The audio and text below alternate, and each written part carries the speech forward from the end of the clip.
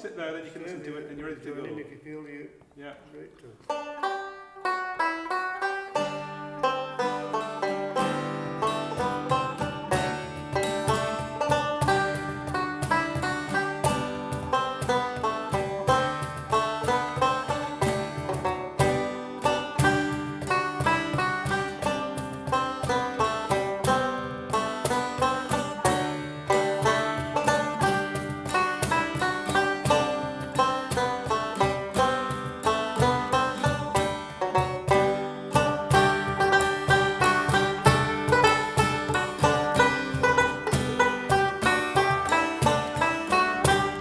Hello and welcome to another edition at Music Up with me, Carl Yeats, and we're in association with On in Barnsley. If you've not noticed what that is, it's an online music magazine that comes out part way through each month.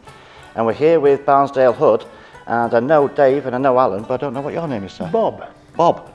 Nice simple name. We had an hamster called Bob. Did you? Yeah, he died a couple of weeks ago. Did Ozzy Osbourne eat it?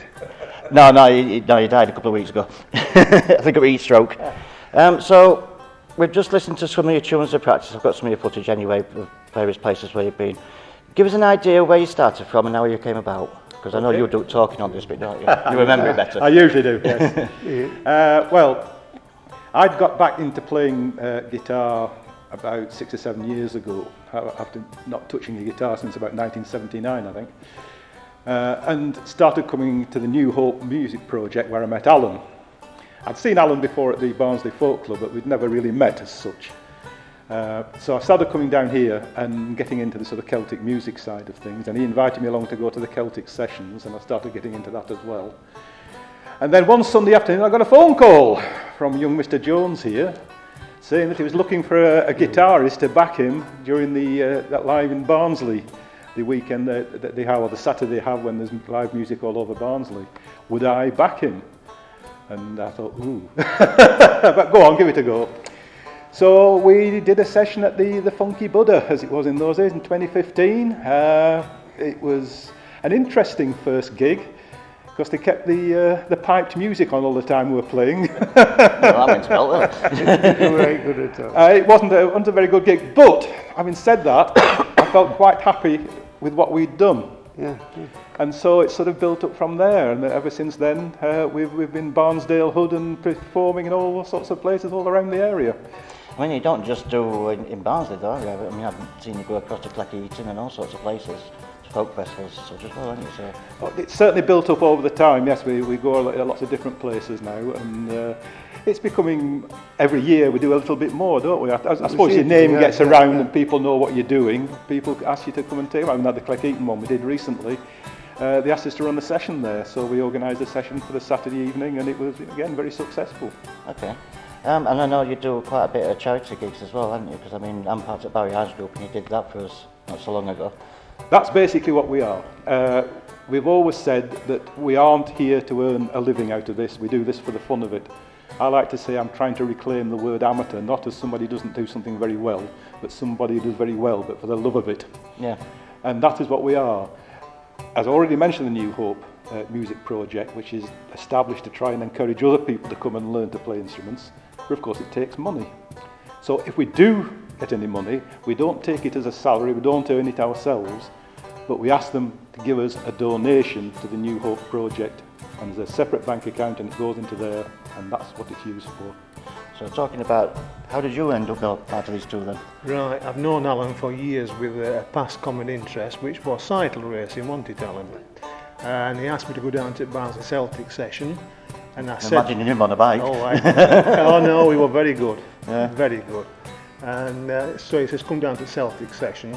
And when I saw him after the session, I said, it's okay, this session, Alan. These are true words. I said, but it sounds a bit like a cat on a tin roof. There's too much strings. Yeah. I said, I think it wants bassing down a bit. So lo and behold, about 2 or 3 days after, there's a knock on my back door, and Alan appears. He says, look what I've got for you, Bob. He said, I've got a Borum. He says, bring it down. And that was my introduction to a Borum. And then so 2 or 3 sessions playing at Barnsley Celtic session, which has gone from strength to strength, all thanks to Alan in a way. He come to me and said, would you like to be a third member of Barnsdale Hood? because his words are really, he says, sometimes he tends to drift away and I tend to keep him in line, you know, with beat and rhythm. And this is how I joined Barnsdale Odd. Yeah, fantastic. So you just touched on Celtic sessions, Lee. That's the one that you have down at Old Number 7, isn't it? Yeah, I started that 6 years ago. Yeah. It was a gamble. I didn't know whether it would work. But I took the gamble, and it's gone from strength to strength. It gets so full now, some musicians at one end can't hear what the other ends are playing, and we tend to The thing is, though, it kind of suits that venue as well, hasn't it? It's got that kind of wooden floor and your rails and everything. Kind of suits that. Well, it does suit it, yeah. It works well. And as I said, it's gone from strength to strength. And So thanks to running that, I've met these guys, and we've got this little band together. And they come from all over, don't they, Alan? They come from as far as workshop, everything, surprising people. All four corners they appear. Yeah. Yeah. When do you meet with that one then at Celtic Sessions? When is that? That's on the second Sunday afternoon every month. Starting? Without fail, every month. Yeah. Starting at what time? We start about 1 o'clock, and it runs through till the last person leaves. I'll keep it going till the last person leaves. Right. Which Until you fall with ale. Usually between 5 and 6 o'clock. Yeah. And you go to another one as well, Dave. Is it Dave? Dave Nuttall runs two. He runs one at Fernandez in Wakefield, and the other one at the Polka Hop in Wakefield. Yeah. And I just frequent them. I just enjoy going. Yeah. What did you call your? Well, it's actually Bodhran. So if you're a good Yorkshireman, that's a Bodhran. But it's a silent D, so it's Boran. Right, that's the round bit that you've been. That's it. And what's the?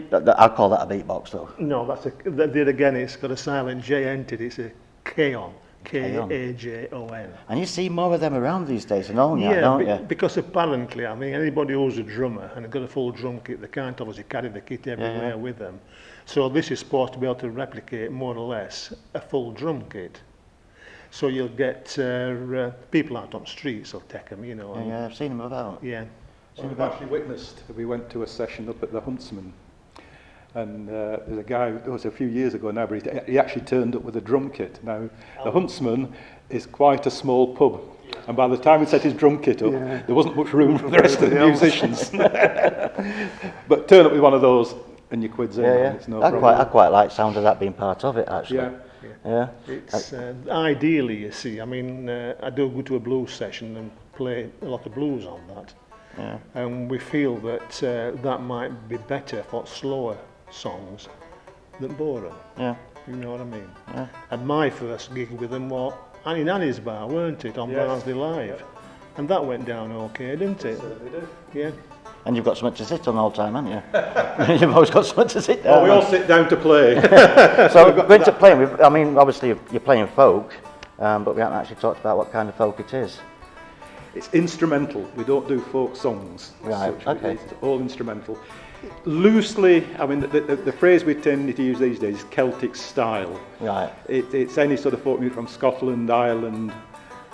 You get very little from Wales attributed, but England, obviously. But the truth of it is, you can't really pin a lot of these tunes down because there's this circle round, you know. So you'll get a tune in Ireland with a certain name, and you find someone in Scotland says, we play that, and it's called this, and but we play this in England as well with another name. So it does circle round. Sometimes it's kind of a slight different twist depending where it's being played then as well. Well, there isn't. Unlike classical music, there isn't a fixed score. There isn't a composer who's written it down and they said, that's it, that's what you play. Here, because it's a folk tradition, people add to it, they take things out of it, they rearrange it, people pick it up, people sometimes mishear it, of course, and they play it, and what they play is the misheard version.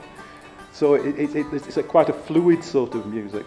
And it's more of a people sort of thing as well, isn't it? Yeah, it's local dance music, basically. It's for dance. I mean, we're doing a Cayley this afternoon. Oh yeah. Yeah, we're in the WA Folk Ensemble, which Chris McShane runs. Yeah. And we're playing it underneath the Stars Festival this afternoon. Oh yes, I've seen that come up on my Facebook this morning. I bet that's going to be really. I've never actually been to one of them. Massive festival, it's brilliant. Yeah. Just explain a bit about Cayley, because you mentioned something to do with cards and. What is it? There was a game that you told me about that gets played at these places. Oh, heads and tails. Is that, yeah, that's it, Tails, yeah. that's it, Explain yeah. that to me, because I was quite intrigued with that. Basically, you get people just to stand in the hall, in the body of the hall. The band plays music. It's a bit like musical chairs, Yeah, yeah. essentially, except people stand up all the time. You play music and they dance around, just in the free form, not in a curly form. And then the band stops dead. And at that point, the people had to either put their hands on their heads or on the backsides, those heads and tails. Yeah. A coin is tossed, it's pre-arranged. If it comes down heads, of course, they stay on. If it comes down tails, the tails stay on. Or the others go and sit down, and so it whittles it down until you've got one person left standing. And they can have a pint of beer. It depends. I mean, what you normally do, everybody chucks a quid in, Yeah. and it's usually a charity thing. So half of the money raised goes to the charity, and the other half goes to the person left standing. Thank you for letting me come down. Like I say, this will be going on my page, which is Tuck Music Up Media, but it will be going in Barnsdale Music Magazine, and that's out halfway through each month. And hope you enjoy when you see it and read it and watch it. Thank you very much.